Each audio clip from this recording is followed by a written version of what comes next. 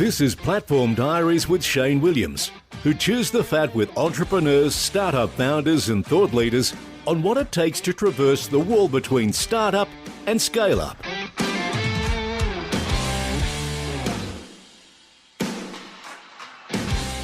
If scaling your business means scaling your product engineering teams, you're probably experiencing challenges in sourcing talent right now. Stay tuned to find out one way you might be able to solve this problem. You're listening to Platform Diaries, and I'm your host, Shane Williams. My guest today is Aidan Scott, software engineer, entrepreneur, and co-founder of Resync Digital. We discuss some of the challenges that we're seeing in the Australian-New Zealand talent market right now, how some forward-thinking scale-ups are tackling this problem, some of the mistakes that founders make when sourcing offshore talent, and Aidan's tips for building a high-performing, geographically dispersed team. I trust you'll enjoy the interview. So Aidan, thanks for joining me on Platform Diaries. My pleasure. Thanks for having me on. Mate, I've asked you on today because I know you've got a lot of deep experience in this space, and the background here is that a lot of the conversations I've been having with scale-up leaders recently is around some of the challenges they're having with resourcing and teams and so on and so forth, and particularly tech talent and engineering. And so I suppose, you've got a fair bit of a perspective on this. And so rather than me telling you what I'm seeing, maybe I'll start out by asking you the question, like what are some of the challenges that you're seeing in the Australian New Zealand market when it comes to, let's call it, engineering human capital? Yeah, it's a good question. We're seeing a couple of key things happening, especially over the COVID period. The first thing is costs are going up. Both general inflation in the economy, as everyone's, I'm sure, well aware of. And then you also have what I'm calling kind of tech inflation. And so because of the shortages and the border closures and then just a general demand around the world for tech talent, we're seeing salaries, especially in Australia, just going through the roof. And so this is driving up costs for especially a lot of the smaller to mid players who can't necessarily afford to just bump everyone up 20, 30, 40, 50K salaries to keep them on the team or to increase their salary demand when they're hiring. They're getting squeezed, basically. And then on top of that, we're also seeing from that same tech shortage, we're seeing people jumping ships a lot quicker. So you might hire someone and they might stick around for 6 months or 12 months, and then they might get a better offer for 20K more down the road, and they'll just go and jump over there. And so creating long-term teams that are sustainable and at affordable price are becoming really hard for a lot of players. Yeah, I think that's interesting. You talk about the smaller to mid players getting squeezed out. Definitely hearing that the war for talent, so to speak, just means that the bigger companies or the bigger tech companies that can afford to pay more are swallowing up the talent. So if we kind of go down that path a bit, then, the people who are doing it well, who are sort of navigating this, that are in that scale-up space, what are they doing? Or rather, maybe what's the answer? What does good look like? Yeah, it's really interesting. During COVID, especially in 2020, I started noticing more and more tech jobs in Australia were opening up the opportunities for New Zealand-based developers. So that's obviously, there's a lot of natural culture overlap. You might save between 10 and 30% on your costs because the exchange rate, plus usually New Zealand's a bit cheaper with the tech talent. And you got another 4 or 5 million people population to work off of. So that was really interesting to see that happening. And we hadn't really seen that before with that. Usually people from Australia would hire New Zealanders and then you'd move over and go work for the company in Australia. So it was interesting to see that happen where they're actually hiring remotely. And I think a couple of things are driving that. One is having that everyone's remote now. The whole company was remote during COVID. A lot of companies are obviously continuing that onwards. And so it made sense. It didn't really matter where you were based as long as you had a decent time zone overlap and they could pay you. And with all these new tools coming up like Henry and different services that make taxes and international dealing a lot easier, those barriers really just came right down the last few years. And so now we're starting to see more and more players are looking beyond New Zealand and looking kind of more northward around the world, where it's like we have these other markets like in Asia and Eastern Europe where we're seeing a lot of developers. We know there's really good developers there, and Australian companies are starting to sort of see that for themselves and go, oh, I can go over there now. I've done the New Zealand thing, or I've opening up interstate, right? A lot of companies pre-COVID, you'd hire somebody from a different state and they'd have to relocate down and come work for you. And so just that progression, we've been working around going national as a country in Australia, then to New Zealand. And now that next step we're seeing is, well, why stop there? Why not keep going? Yeah, it's interesting. I think the feedback I'm hearing from people is that they're exploring that as an option, but they're kind of hesitant. Some are fully embracing it and absolutely running with it. And others are perhaps gun shy. And when you kind of peel that back, I think everybody's heard the war story of, hey, offshoring doesn't work or it's too hard or whatever. But a couple of the founders I've spoken to recently said, hey, listen, my hesitance with that is that I've been burned in the past. I took my severance from my big corporate job and I invested it all in my startup, and I didn't know how to build software. So I engaged an agency and gave them my idea, and they built me an MVP, and it didn't work. And it didn't do what I needed it to do. I couldn't take it to market. I'd spent all my money. There was no more ongoing support, and I feel like I got duped. And so I had to beg, borrow, and steal money. I had to put together a Rat Pack team of people onshore to start again, build this thing from the ground up. And now I've built a business and I'm proving a market, and I feel like I've learnt my lesson the first time that offshoring doesn't work. And now I know that if I have people around me, I can develop something and build it.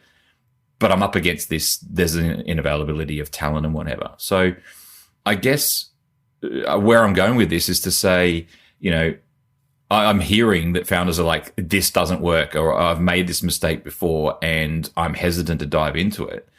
But what are some of the mistakes that you see like early stage founders make or scale ups make when they're trying to navigate this offshore talent conundrum?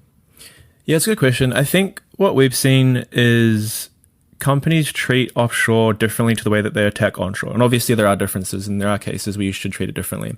But there's a lot of places where you should treat it a lot more similar. So for example, when people hire onshore, they know what the price point is for the developer they want to hire, generally speaking, right? There's salary guides out there. We sort of know the market. All the recruiters publish their own things every kind of 6 months. A lot of information out there. And we kind of accept that, okay, if I want a good engineer at this level on this tech stack, here's the range I should pay. When it comes to offshore, we see people switch more into a commodity mindset. Not everyone, but it's certainly a lot more common. And they see, well, I've heard so-and-so can get developers for $10 or $20 an hour. And so I'm not going to pay any more than that. And their mindset really shifts to more of a race to the bottom approach, as opposed to seeing that I know what the market is worth and I know that I'm going to pay the better money to get the higher quality. So that's one thing I've noticed, is that race to the bottom. And then the other thing I think is having some level of technical in-house initially, especially if you're new to the space, is really powerful. So there is a bridge with offshore and onshore, right? There's this gap. And what we're seeing over time is we're seeing that gap get more and more narrowed. So we're seeing English skills are increasing pretty quickly with the younger generations in a lot of countries. We're seeing technology and internet speeds obviously becoming much more better, even just 10 years ago, right? With Zoom quality and bandwidth and everything. And now we're seeing culture shifts where we're seeing remote first is becoming a lot more common. So that gap is certainly getting smaller and smaller, but there is still a gap. And so having somebody that knows how to bridge that gap work with you, whether it's a CTO that you have on board in-house, whether it's you have a developer in-house who knows the tech, and then you're extending that team offshore, as opposed to going, I'm a solo founder, often non-technical, I'm going to throw money into an agency that I have no ability to vet, or I have no ability to validate or guarantee their quality of work. That's where we see a lot of people get burned, is they don't have that knowledge. And then they go and do the whole hiring internally, build a team, and they sort of solve that problem that way. But the extension of that is going, cool, I have a lead dev in-house, for example. Let's go and supercharge them by hiring 4 devs offshore that this dev can work with and manage, and put in the proper engineering processes, put in the proper code review processes, all the right DevOps, the Scrum ceremonies, everything the same way you would as if it was an onshore team, and just extend that out. I think that's where a lot of people often fall short, is they just approach it a bit differently. So it sounds like you talked earlier about approaching recruitment offshore as a commodity versus what you would potentially onshore. And then this concept of bringing them into your team and manage them as an extension of the group. Largely, I don't care where you are in the world, you're just part of a team. I mean, certainly my assumption is this, so I'm curious. Do you see people make the mistake of going, rather than I'm looking at this as a global talent pool, they look at this as an opportunity to go, I have a piece of software I need developed and I want to outsource the development of the software rather than I want to find humans? So is that an issue? Yeah, certainly. I think that comes back to the whole commodity mindset, is when you're hiring internally onshore, you take a lot of care and attention to fostering the right people, building a good team culture, building that long-term relationship. And when you apply those same rules and some same principles to offshore, you get the same results. You get long-term developers who stick with you, you build this team culture. There will be some cultural differences. Then obviously working with Australia, there is inherently some differences, but there's a lot more similarities than people often realize. And you can still build that fun working team culture that really just fosters just really good results, frankly. Yeah, I think that just sort of summarizes it well, as treating it more as an extension of how you would hire normally, as opposed to treating it as this offshore as a different world that should be tackled differently. As I said before, there are definitely some differences, but there's a lot more similarities than people, I think, are aware. All right. So we talked about creating this global group of humans that are solving a problem together as an extension of your team rather than, or just as a team, as opposed to we have this extension of our business over here that delivers widgets or something. What else do you think, leaders in scale up should be thinking about in terms of how to leverage the global talent pool? I think, building a remote first ecosystem. So we've seen a lot of people, not ecosystem, more of a culture, we've seen a lot of companies that are born from sort of the Zoom era, right? Since the pandemic, they have a lot of systems naturally in place that really foster this environment, and they find it a lot easier because they already have remote first. They never had an office, right? They started their company from working from home during the pandemic, and they've been hiring remotely, and so they have a lot of these systems in place that might be a bit more asynchronous. So working in written communication and Slack and email, maybe there's already a bit of time zone difference, as opposed to companies pre-pandemic that had to be in the office 9 till 5, or maybe it's like a be in the office 10 till 2, so there's overlap, and they had different culture. And so for them, those companies, they're having to actually shift their entire culture to make it more accessible versus these, we can learn from these companies that are new from the pandemic that have a lot of these things naturally in place. So taking that really helps. And so using the right tooling, having the right tooling in place. So obviously Slack and the asynchronous approach, we find that a lot of companies thrive using a written first approach. So instead of scheduling Zoom meetings, every second hour of the day and having a dozen meetings a week, is actually having a lot of information written on cards. So whatever project management tool you're using, really using the comment section, allowing people to respond in full detail. You also get better transparency and better accountability because you have everything there that everyone said versus these calls that can sometimes, don't always have the best notes taken and things get said but not done. So really in building that kind of environment that fosters this remote first approach is such a strong way to get good results. It's interesting. I'm talking to some people particularly about asynchronous work and the concept of not everything needs to be a meeting. In fact, taking the opposite approach of we have to have a good reason to have a meeting. And some organizations really embracing that and working it. Some of the criticisms, of course, is that oftentimes there's this perception that writing stuff down takes longer than it would just have a quick chat. We could easily just knock this out and we'd be able to have a lot more understanding. But it doesn't account for, hey, we're operating out of Europe and Australia and there is no crossover in time zone and all those sorts of nuances, or there's very little crossover. So I guess, to the naysayers who go, hey, it's all well and good to talk about writing stuff down, but really we ought to, we can solve a lot more problems by just having a conversation. Have you got some experience you could talk to about that? Yeah, definitely. I think, using calls and meetings is the exception rather than the rule. We've seen work really well. As you said, the first thing is it opens the door to operating with teams in different parts of the world. So instead of offshoring to the Philippines, for Australia, where you've got like a 2 or 3 hour time difference, you can now look in different parts of the world, like Eastern Europe, where you've got some really strong talent, especially in the engineering space. So that's the first benefit you sort of get. And then the other thing we're seeing is by having written first, especially with developers and engineers, they have everyone's job requires a level of focus, sure. But with engineers, when they're in the zone solving a technical problem and then you're disrupting them with Slack alerts and calls and, hey, let's jump on a call. Or if you're in an office, hey, like shoulder tap, let's jump in the boardroom and smash something out. You have all these micro distractions essentially that basically break up that developer's day. And so you lose a lot of efficiency in that regard.